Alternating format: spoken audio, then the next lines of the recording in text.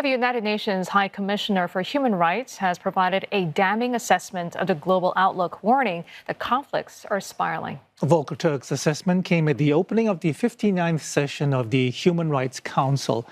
Well, Denselow has been monitoring proceedings of the Geneva-based council from Brussels. For 80 years, the United Nations has worked to promote justice and international law. But the UN's High Commissioner for Human Rights warns that dramatic steps are being taken to undo the progress made. Volker Turk laid out his grim assessment of the geopolitical landscape in a global update, kicking off the 59th Human Rights Council. He told delegates that the blatant disregard for international law seen around the world today is indefensible.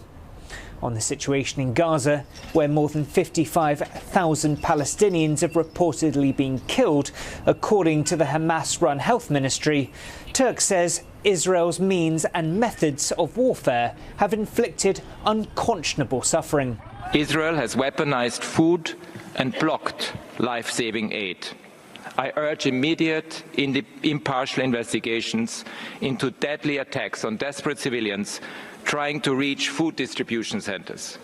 Disturbing, dehumanizing rhetoric from senior Israeli government officials is reminiscent of the gravest of crimes. Turk reiterated calls for all Israeli hostages to be freed, adding that only an immediate ceasefire and a two-state solution can lead to sustainable peace.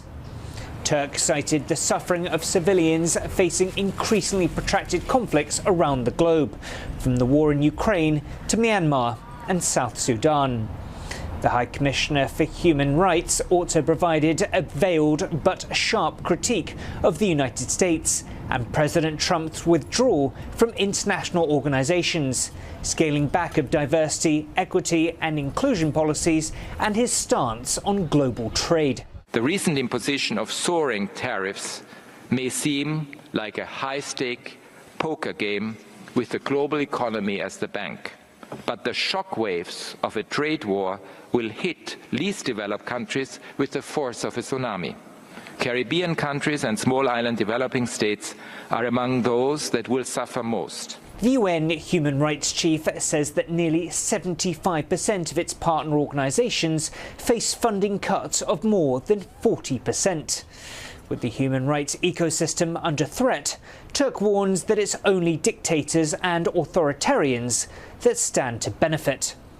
Kicking off this roughly 3-week session of the Human Rights Council, the High Commissioner says that governments and societies need to stand up for human rights and take action.